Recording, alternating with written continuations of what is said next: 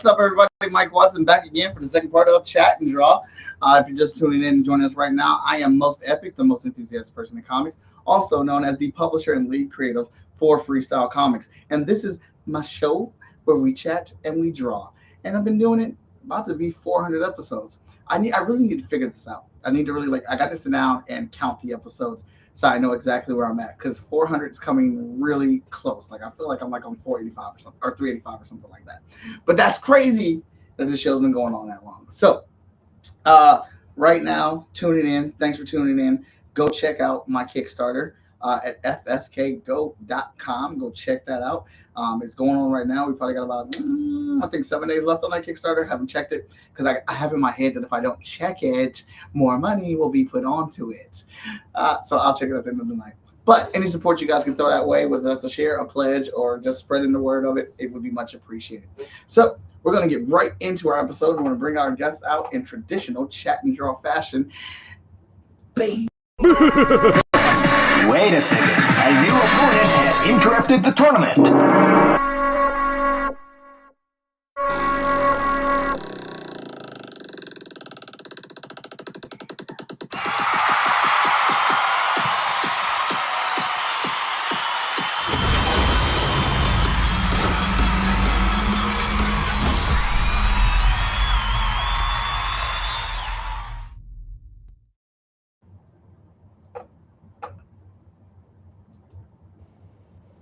There we go.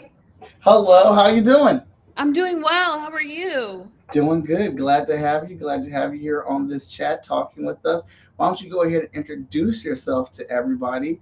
Well, my name is Maya Dixon. I am a filmmaker, professor. I work at CCAD. I've been there for 2 years.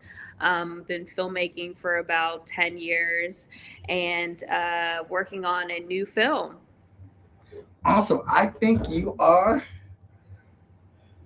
the first person we've had on the show that is doing a film. Oh, really? So I think that's pretty awesome. Yeah.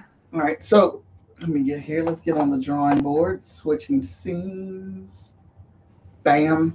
All right. So what is this movie? Tell us. Well, first off, where's the link? Oh, wait, you sent me that link. Let me grab that. I sent you the link. The link is important because we're still fundraising money for post-production. So please donate, share. Oh, there is the link. Grabbing it now. Thank you. No problem. I get my stuff mixed up between my desktop computer and my laptop. Oh, no, that's okay. When I set this stuff up. All right, we got the link there, and it's been starred. We are sharing right now on Twitch, Kick, YouTube, my other YouTube channel, and Facebook right now. We got a couple people in the chat that are listening or whatnot. Go ahead and tell us about your movie. What's the name of it? Darius Gets a Smoothie. All right, I'm so right now, I'm telling you right now, I was very much so intrigued by this title. Very much so intrigued by it. So it's based on my time. I went to Spelman College. It's based on my time in Atlanta, Georgia, where I would frequent a vegan restaurant. And at this vegan restaurant, they had a smoothie bar. And at the smoothie bar, I would get smoothies all the time, and they were delicious. I didn't think anything of it until I brought a friend, and he was like, this place is weird. I feel a little uncomfortable. And we asked them, the people who worked there, why they were vegans. And they said, well, because chickens could have HIV. And then we were like, oh, that's interesting. And then they said, well, we're going to buy a commune in Ghana. Wait. Chickens can have HIV? Yeah. Backtrack. Yes, chickens could have HIV. Yes, it's a very odd thing to say. That is not what I expected to hear. And that's what makes this movie fun.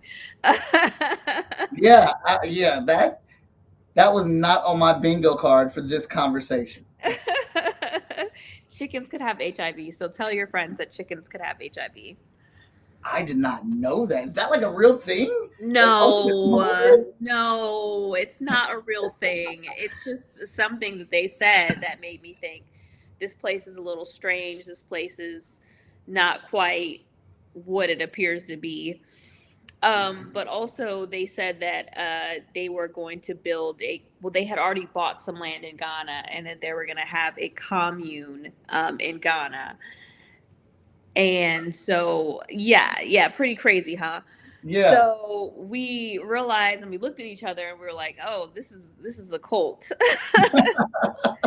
So this is basically the premise of my story. Essentially, two friends, Darius and Alfred. This is also a spec script for Atlanta.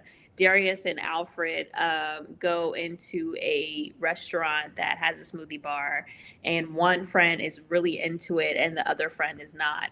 And chaos ensues, and we see how the dynamics between this friendship and between these new characters work out. So yeah, it's a very character driven piece, and I'm really excited to get this done. Right now, we're in pre-production currently, and we will start production on February 28th and March 1st. Oh, that's soon. I know, it's coming up. I'm getting all these text messages from my assistant directors. They're texting me right now. My phone's going off. So, like, how many films do you have under your belt? So right now, this would be my second film. Okay. Yes. All right. What was the first film about? The first film was called Indigo Child. It was about this child that had ADHD, but because she had ADHD, she had special powers. So it was kind of a science fiction film, very quiet, but a beautiful piece about how far a mother will go for a child. Okay, that's what's up. All right. And about how long was that one? That was about 15 minutes. This one's going to be a little bit shorter. It's going to be 7. All right. So I forgot to ask my question.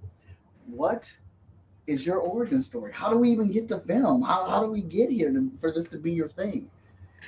Oh, my origin story? Yeah.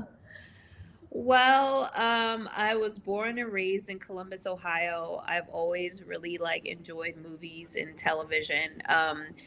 And I didn't really know that until I went to Spelman College. I took English classes because I was an English major, but I started taking film classes housed in the English department. And I was like, there's something here. So I decided to go to film school. And I did my first year at Howard University. And I didn't end up liking Howard. It didn't end up working out. But I ended up transferring to American University and completing my degree there. While I was there, I had a chance to study abroad in the Czech Republic. Oh, wow. Yeah, in Prague. So that was pretty incredible. And also my final 2 years completing my thesis film, Indigo Child.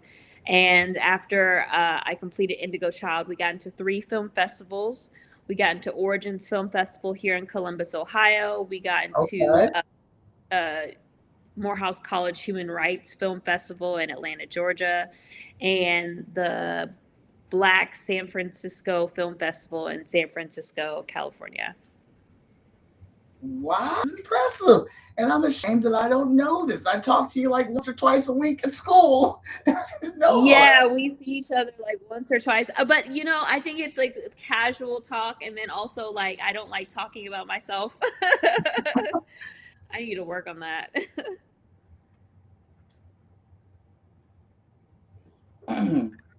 All right, so we got our first film. It's done a small tour in some big places.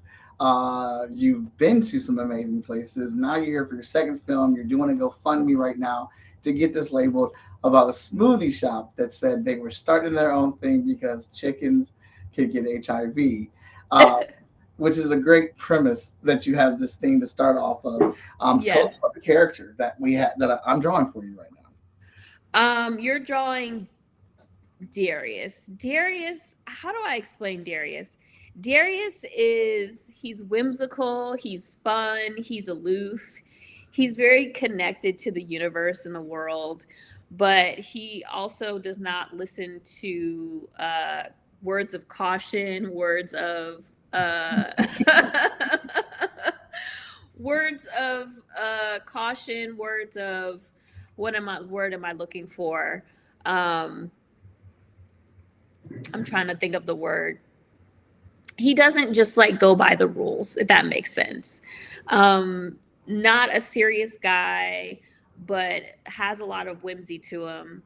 And Alfred is very opposite. He's shaped by the world around him in terms of doing the right thing. And he's a little bit more cautious due to his experiences in the world. Mm-hmm. Yeah. And then we also have Hadassah, who is extremely whimsical. She is a part of the cult and she has a conversation with Darius because this is a very character driven piece.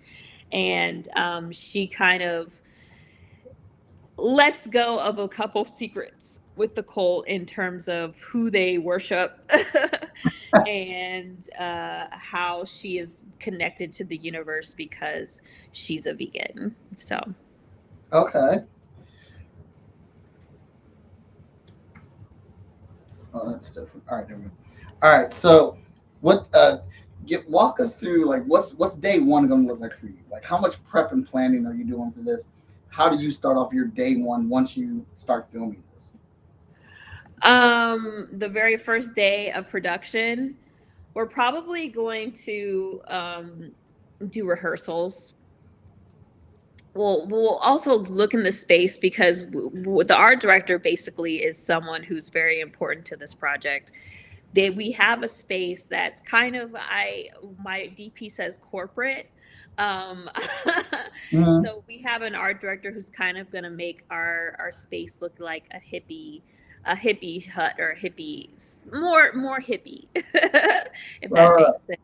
So our art director is going to have plants. She's going to have some juice, some vegetables, and some fruits that we're going to add to the set.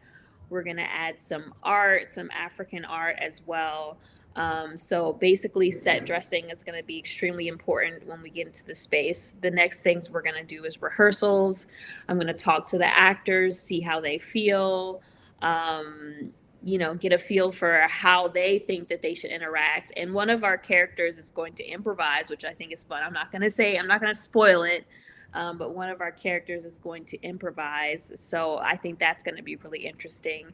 And after that, that's when we press record and we just record all day. So it's going to be 6 a.m. to 6 p.m.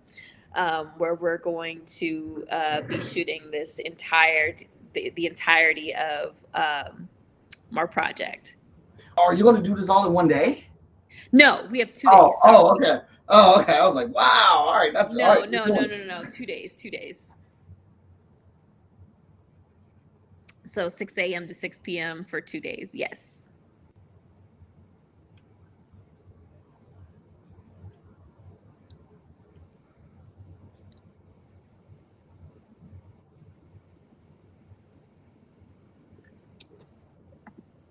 All right. So that's a lot. Are you guys going to do like, I know you said you're going to rehearse, but does that involve like doing a table read of like reading through the whole? Oh, so our table read is February 13th. Okay. If you want to come, you're more than welcome to join us. It's going to be February 13th. And basically our table read is just to kind of get out the actors' concerns and kind of just to get the entire crew together. I mean, the cast together, because we haven't got the cast together since they've been cast. So this is a very exciting day for us. Mm-hmm. Yeah, so it's basically you read table reads, you kind of read and get the feel and the vibe of the room and the vibe of the actors, and then they'll ask me questions and then I'll give them some answers of, should I take this up? Should I take this down? Am I being too loud? Am I being too soft? And things like that. And then we'll adjust it. But that's like our initial tweaking session. Okay. All right. So, what is the end goal for you? Do you want to be doing big tent pictures? Do you want to be doing big Hollywood pictures? Or do you want to keep, or do you want to do small scale?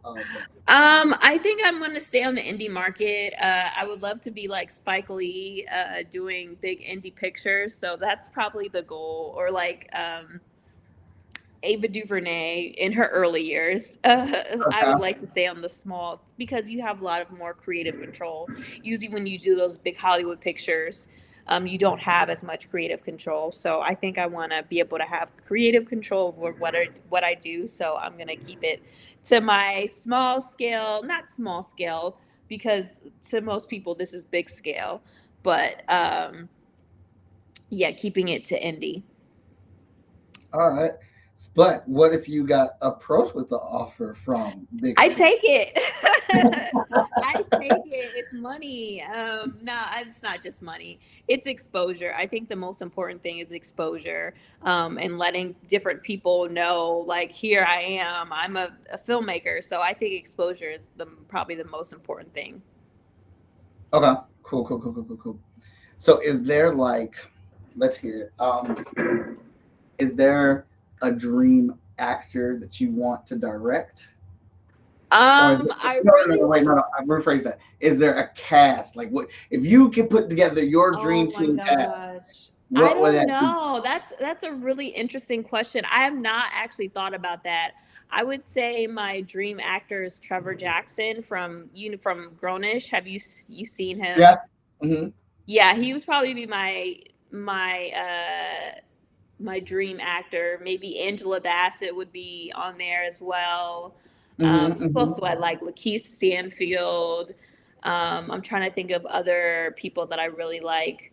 Zazie Beetz, the cast of Atlanta, The cast of essentially. Atlanta. Okay. Yeah, That's good. That's a real good cast. yeah, like people like that. Um, Okay. and I also, who else do I like? There's so many people. That's a really tough question. I would really have to sit down and think about that. Okay, there we go. All right. So what movie made you say I want to direct? Oh my goodness, Coming to America. That movie was one of my favorite movies. And I think the direction is incredible in that movie. I've loved it since I was 7 years old. So Coming to America. Okay. That is a goodie. That is a goodie right there. A nice little throwback. Um, what color is the smoothie? Let's say green. I was hoping you would say that. Oh, did I read your mind? Yeah, Woo! yeah. Actually, I you mean, I think did. directors have that gift of being able to read people's minds. Yeah. So I mean, that's what I was hoping you'd say.